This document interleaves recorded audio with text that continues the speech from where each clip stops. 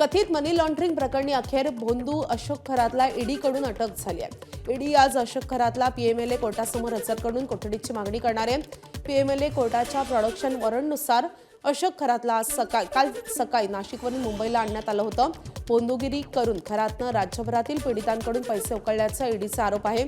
तर आज खरातची कोठडी मागताना ईडी कोर्टासमोर नेमके कोणते दावे करणार हे पाहणं महत्त्वाचं असेल। राष्ट्रवादी काँग्रेसमध्ये अंतर्गत धुसफूस सुरू आहे आणि याच पार्श्वभूमीवर सध्या विविध स्तरांवर बैठका सुरू आहेत। या दरम्यान शरद पवारांच्या राष्ट्रवादीची आज सकाळी 11 वाजता बायबी चव्हाण सेंटर येथे एक बैठक पार पडेल। या बैठकीला शरद पवार उपस्थित राहणार असून माजी खासदारही या बैठकीमध्ये निमंत्रित आहेत। सध्या राष्ट्रवादी काँग्रेसमध्ये सुरू असलेला अंतर्गत संघर्ष, त्यात प्रफुल्ल पटेल आणि सुनील तटकरे यांनी शरद पवारांची घेतलेली भेट, या पार्श्वभूमीवर आजच्या या बैठकीला विशेष महत्त्व आहे। राष्ट्रवादीच्या ज्येष्ठ नेत्यांनी काल उपमुख्यमंत्री सुनीता पवार यांची देवगिरी निवासस्थानी भेट घेतली आहे। मंत्री छगन भुजबळ, दिलीप वळसे पाटील, मंत्री दत्तामामा भरडे यांनी सुनीता पवार यांची भेट घेतली आहे। गेल्या काही दिवसांपासून राष्ट्रवादीमधल्या वादाच्या चर्चा वाहता ज्येष्ठ नेत्यांसोबत उपमुख्यमंत्री सुनीता पवार यांची महत्त्वाची चर्चा झाली आहे।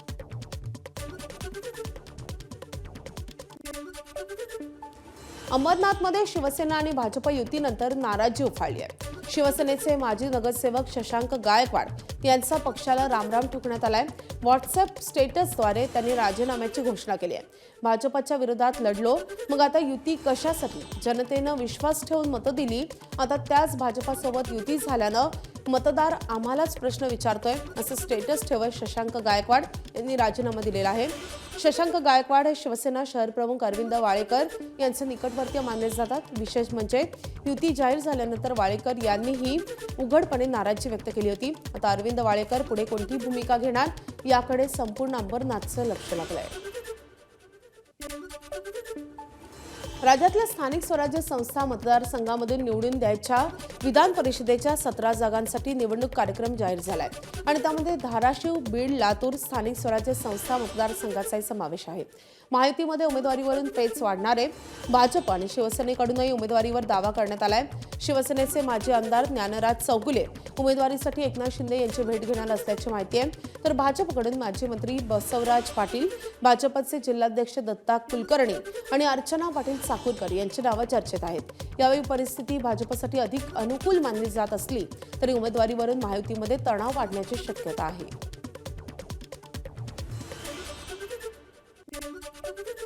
ठाकरेंच्या खासदारांकडून शिवसेनेच्या नेत्यांच्या भेटीचा सिलसिला सुरूच आहे। नागेश पाटील आष्टीकरांनी एकनाथ शिंदेंची भेट घेतली आहे, तर राजाभाऊ वासेंनी नाशिकमध्ये श्रीकांत शिंदेंची भेट घेतली आहे आणि त्यानंतर काल शिर्डीचे खासदार भाऊसाहेब वागचौरेंनी शिंदेचे मंत्री उदय सामंत यांची भेट घेतली आहे आणि त्यामुळे पुन्हा एकदा ऑपरेशन टायगरच्या चर्चांना जोर आलाय। तसंच ठाकरे सेनेचा कोणताही ताकदवार नेता आमच्याकडे आल्यास स्वागत करू, असं उदय सामंत यांनी म्हटलंय आणि त्यामुळे ऑपरेशन टायगरच्या या चर्चांना शिवसेनेनं एक प्रकारे दिलेलं हे समर्थन तर नाही ना, असंही बोललं जात आहे। एखादा विरोधी पक्षातला लोकप्रतिनिधी भेटला म्हणजे तो पक्षात येतो अशातला भाग नाही। कालपासून ह्या सगळ्या बातम्या देखील बघतोय। शेवटी महाराष्ट्राच्या विकासात्मक जडणघडणीमध्ये त्यांचा देखील मतदारसंघ येतो। त्यांना देखील वाटत असेल की त्यांच्या मतदारसंघामध्ये असलेल्या नगरपालिका असतील किंवा झोपडपट्टी पुनर्वसनाचे प्रश्न असतील किंवा MIDCचे प्रश्न असतील, हे सुटले पाहिजेत म्हणून मंत्र्यांकडे गेलं पाहिजे। तसंच काही प्रश्न हे शासन स्तरावरचे तातडीनं सुटले पाहिजेत म्हणून त्यांनी उपमुख्यमंत्री एकनाथ शिंदे साहेबांची भेट घेतली असेल। जे महाविकास आघाडीतले पक्ष आहेत त्याच्यातला कोणी जरी ताकदीचा नेता आमच्या पक्षामध्ये येणार असेल त्याचं आम्ही नक्की स्वागतच करू। मुंबईच्या वांद्रे पूर्व रेल्वे स्थानकालगतच्या गरीब नगरात बुलडोझर कारवाईचा दुसरा दिवस आजही कारवाई सुरूच राहणार आहे। पहिल्या दिवशी 20% कारवाई झाल्याचा दावा पश्चिम रेल्वेनं केलाय। आज देखील ही कारवाई सुरू राहील। अनेक वर्षांपासून अनधिकृत बांधकामं आणि झोपडपट्ट्यांचं मोठं अतिक्रमण होतं आणि यामुळे रेल्वे प्रवाशांच्या सुरक्षेला बाधा पोहोचत होती आणि कचऱ्यामुळे आगीच्या घटनाही घडत होत्या। अखेर मुंबई उच्च न्यायालयाच्या परवानगीनंतर पश्चिम रेल्वेनं यावर मोठी कारवाई करत अनेक बेकायदेशीर झोपड्या जमीनदोस्त केल्यात। रेल्वेच्या हद्दीतील आतापर्यंतची सर्वात मोठी अतिक्रमण विरोधी कारवाई काल पश्चिम रेल्वेनं केली आहे. गेल्या अनेक वर्षांपासून वांद्रे रेल्वे स्थानकाला अगदी लागून ही झोपडपट्टी होती. या झोपडपट्टीमुळे या परिसरात घाणीचं आणि कचऱ्याचं साम्राज्य पसरलं होतं. पश्चिम रेल्वेच्या या कारवाईमुळे झोपडपट्टीमधल्या अनेक नागरिक बेघर होणार आहेत. दरम्यान या कारवाईसाठी काल वांद्रे परिसरात मोठा पोलिसांचा फौजफाटा तैनात करण्यात आला होता.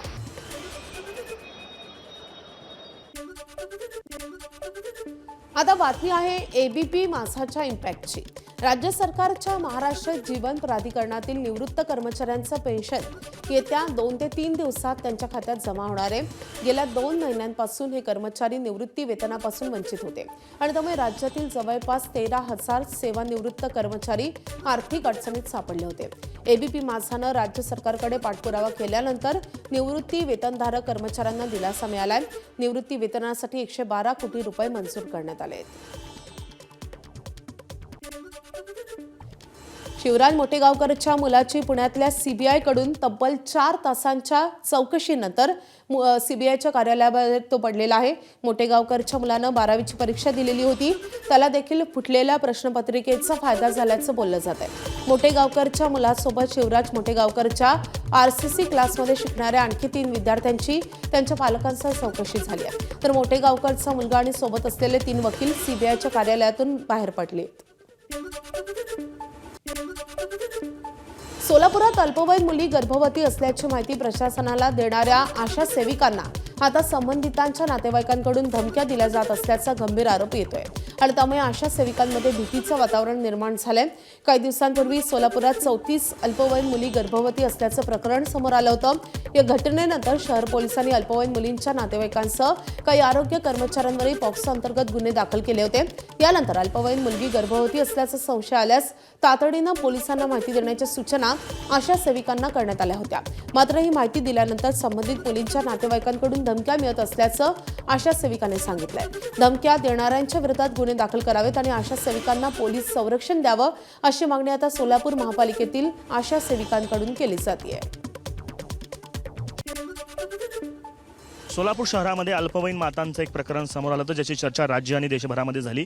खरं तर आशा सेविकांना या प्रकरणाची माहिती नव्हती असा आरोप देखील केला गेला. मात्र आशा सेविका आता ज्या पद्धतीनं काम करतात या प्रकरणांची माहिती कायदेशीररित्या देत आहेत पोलिसांना. त्यानंतर त्यांची नावं जी आहेत ती उघड केली जातात आणि त्यांना जीवे मारण्याच्या धमक्या येतात. संघटना ज्या आहेत त्या आता आक्रमक झालेल्या आहेत. जीवे मारण्याची धमकी म्हणण्यापेक्षा ते भीतीदायक वातावरणात काम करायची परिस्थिती निर्माण झालेली आहे. कारण ती व्यक्ती वारंवार फोन करते, त्रास देते आणि सांगते आणि गलिच्छ भाषा वापरते. फोनवरनं एवढा दिवस झालं, पण आज प्रत्यक्ष त्यांनी समोर येऊन डायरेक्ट अंगावरती येण्याचा हे गोष्ट केलेली आहे. तर जी काही आहे प्रत्यक्ष या घटनेची जी कोणी साक्षीदार आहे तर ही आशाताई आहे. हिच्या भागामध्ये हे घडलेलं आहे आणि 2-3 दिवस झालं तो माणूस खूप तिला वेगळ्या प्रकारे टॉर्चर करतोय. नेमकं म्हणजे ते अल्पवयीन माता होती. मग ते नंतरनी कळालं आम्हाला. मग त्यांचं आम्ही आधार कार्ड वगैरे प्रूफसाठी मागितल्यावर त्यांनी दिला, पण ते आधार कार्ड चुकीचं होतं. म्हणल्यावर त्यांनी स्वतः पण मान्य केलं की हे आधार कार्ड चुकीचं आहे, त्याच्यावरचं जन्मतारीख चुकीचं आहे. मग आम्ही शाळा सोडलेला दाखला मागितला, मग त्यांनी दिलं. मग दिल्यानंतर ते आता पोलीस चौकीकडनं त्यांना फोन वगैरे आल्यानंतर त्यांनी मला टॉर्चर करू लागलाय की 4 दिवस झालं रोज फोन करू लागलाय, तुझं घर कुठं आहे, तुला येतो मी, बघतो मी पोलिसात गेलो तरी पण फरक पडत नाही. कसं आहे, आधार कार्ड आता प्रूफला नाही घ्यायचं आहे. त्यांचं शाळा सोडलेला दाखला किंवा जन्म दाखला घ्यायचा आहे, असं प्रत्येक गरोदर माताचं घ्यायचं आहे. तसं त्यांचंही आम्ही घेतलेलं आहे आणि स्वतः मेन म्हणजे त्यांनीच आमच्याकडं नोंद करा म्हणून आले होते आणि बंधनकारक आहे आम्हाला म्हणून आम्ही घेतलोय. आणि त्यांना असं वाटतंय आणि असं आणि त्यांनी स्वतः असं सांगतात की पोलिसांनी आम्हाला असं सांगितलं की तुमच्याकडे जे घरी मॅडम येतात त्यांनीच माहिती आम्हाला दिली. कॅमेरा पर्सन आयुक्त दिसा आफ्ताब शेख, एबीपी माझा, सोलापूर. पंढरपूर मंदिर परिसरामधल्या महिला स्वच्छतागृहात मोबाईलवर चित्रीकरण केल्याच्या प्रकारानंतर एबीपी माझाच्या बातमीची दखल घेत प्रशासन आणि पोलीस यंत्रणा ॲक्शन मोडमध्ये आली आहे. एबीपी माझाच्या बातमीनंतर पोलिसांनी घटनास्थळ आणि मंदिर परिसरातील सीसीटीव्ही फुटेजची रात्री उशिरापर्यंत तपासणी केली आहे. महिला स्वच्छतागृह परिसरात फिरणाऱ्या संशयितांची माहिती गोळा करण्याचं कामही सुरू आहे. या घटनेमुळे महिला सुरक्षेचा प्रश्न पुन्हा एकदा ऐरणीवर आलाय. दरम्यान शहरातल्या सर्व महिला स्वच्छतागृहे नगरपालिकेच्या ताब्यात असल्यानं मुख्याधिकारी रवींद्र रोकडे यांनी घटनास्थळी भेट देत पाहणी केली आहे. आरोपीनं चित्रीकरणासाठी स्वच्छतागृहात तोडफोड केल्याचंही प्राथमिक तपासात समोर येत आहे. पालिका प्रशासनाकडून स्वच्छतागृहाची तातडीनं दुरुस्ती केली जाणार असल्याची माहिती समोर येते. मात्र याबाबत पोलीस किंवा नगरपालिका प्रशासनाकडून अधिकृत माहिती देण्यात आलेली नाही. राज्यात खळबळ उडून देणाऱ्या बदलापुरातल्या स्त्रीबीज तस्करी प्रकरणामध्ये मोठी घडामोड घडली आहे. या प्रकरणात तब्बल 5,000 पानांचं दोषारोपपत्र काल कल्याण सत्र न्यायालयामध्ये दाखल करण्यात आलं आहे. या प्रकरणामध्ये फर्टिलिटी सेंटरमधील 5 डॉक्टरांसह एकूण 15 आरोपींच्या विरोधात दोषारोपपत्र दाखल झालंय. आतापर्यंत 8 आरोपींना अटक करण्यात आली असून त्यामध्ये डॉक्टर आणि एजंट्सचा समावेश आहे. तपासादरम्यान अनेक धक्कादायक बाबी समोर आल्यात. एजंट्सनी डोनर महिलांचे बनावट लॅब रिपोर्ट, कागदपत्र आणि सर्टिफिकेट्स तयार करून महिलांचा डॉक्टरांची फसवणूक केल्याचं उघड झालंय. दरम्यान दोषारोपपत्र दाखल झाल्यानंतर या रॅकेटमधील आणखी मोठी नावं समोर येण्याची शक्यताही व्यक्त होतीये. बीड पोलीस दलामध्ये बदली प्रक्रिया पारदर्शक ठेवण्यासाठी पोलीस अधीक्षक नवनीत कौवत यांनी मोठा निर्णय घेतलाय. बदलीसाठी राजकीय दबाव किंवा शिफारस आणणाऱ्या पोलीस अधिकारी आणि कर्मचाऱ्यांवर थेट शिस्तभंगाची कारवाई केली जाणार आहे. सरपंच संतोष देशमुख हत्या प्रकरणानंतर बीड पोलिसांची डागाळलेली प्रतिमा सुधारण्यासाठी पोलीस अधीक्षक नवनीत कौवत यांनी अनेक महत्त्वाचे निर्णय घेतले होते. त्यानंतर आता बदली प्रक्रियेमध्ये पारदर्शकता आणण्यासाठीही कठोर पावलं उचलण्यात आली आहेत. बीड पोलीस दलातील अधिकारी आणि कर्मचाऱ्यांच्या बदल्या सध्या सुरू आहेत आणि या प्रक्रियेदरम्यान नेते किंवा बाहेरील व्यक्तींमार्फत फोन करून दबाव आणण्याचा प्रयत्न झाल्यास संबंधित पोलीस कर्मचाऱ्यावर कारवाई केली जाणार असल्याचं स्पष्ट करण्यात आलंय. याआधी नवनीत कौवत यांनी पोलीस कर्मचाऱ्यांच्या नेमप्लेटवर केवळ पहिलं नाव ठेवण्याचा निर्णय घेतला होता. त्या निर्णयाची राज्यभरात चर्चाही झाली होती. आता पारदर्शक बदली प्रक्रियेसाठी घेतलेल्या या नव्या निर्णयाचीही चर्चा सुरू झाली आहे. या वर्षाच्या आम्ही जो ऑर्डर काढले होते SP ऑफिसवरून, त्याचा मुख्य उद्देश हेच आहे की आपण सगळ्या लोकांच्या ट्रान्सपरंट प्रकारे त्याच्यामध्ये आम्ही ट्रान्सफर करू आणि कुठल्याही प्रकारची त्याच्यामध्ये शिफारस आली तर ते ॲक्सेप्ट आम्ही करणार नाही. क्योंकि आमचा मेन मोटिव्ह आहे लोकांना चांगली पोलिसिंग देणं आणि प्रत्येक पोलीस स्टेशनला सफिशियंट मॅनपॉवर देणं, जेणेकरून सगळ्या लोकांना बेस्ट पोलिसिंग तिथे भेटेल. असा काही शिफारस आली तर त्याच्यावर डिसिप्लिनरी कारवाई होऊ शकते. नागपूरच्या 5 पावली पोलीस ठाण्याचे निरीक्षक बाबूराव राऊत यांनी नियंत्रण कक्षात बदली करण्यात आली आहे. काल बेपत्ता झालेल्या एका मुलीचा शोध घ्या अशी विनंती तिच्या पालकांनी राऊत यांना केली होती. मात्र वाहनात डिझेल भरायला पैसे नाहीत तर मुलीला कसं शोधू, पैसे द्या मुलीला शोधतं असं उत्तर त्यांनी दिलं होतं. या घटनेचा व्हिडिओ सोशल मीडियावर व्हायरल झाल्यानंतर काँग्रेसचे नेते विजय वडेट्टीवार यांनीही एक पोस्ट केली होती. त्यावर बावनकुळेंनी दोषी पोलीस निरीक्षकावर कारवाई केली जाईल असं सांगितलं होतं. त्यानंतर नागपूरचे पोलीस आयुक्त रवींद्र कुमार सिंघल यांनी हे आदेश काढले आहेत.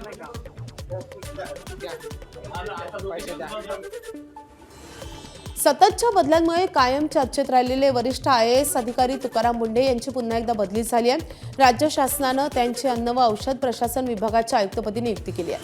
गेल्या 21 वर्षांच्या प्रशासकीय कारकिर्दीमध्ये मुंढे यांची तब्बल 25वी बदली ठरली आहे. प्रशासकीय कामकाजातील कडक शिस्त, धडाकेबाज निर्णय शैली आणि पारदर्शक कारभारामुळे तुकाराम मुंढे हे राज्यभर ओळखले जातात. त्यांनी ज्या ज्या ठिकाणी जबाबदारी स्वीकारली तेथे कारभारात शिस्त आणि पारदर्शकता आणण्यासाठी ठोस निर्णयही घेतले. नियमानुसार एखाद्या अधिकाऱ्याला एका पदावर किमान 3 वर्षांचा कार्यकाळ अपेक्षित असतो. मात्र मुंढे यांच्या बाबतीत पुन्हा एकदा अल्पावधीतच बदलीचा आदेश निघाल्यामुळे प्रशासकीय वर्तुळात पुन्हा एकदा चर्चांना उधाण आलंय. विदर्भात सध्या तापमानाचा पारा 45 अंश सेल्सिअसच्या पुढे गेला असून त्याचा परिणाम आता मोबाईल फोनवरही होताना दिसतोय. मोबाईल हँग होणं, कॉल ड्रॉप होणं आणि नेटवर्क जाण्याच्या तक्रारी वाढल्यात. कडक उन्हात बाहेर काम करणाऱ्या नागरिकांना मोबाईलच्या समस्यांचा मोठा सामना करावा लागतोय.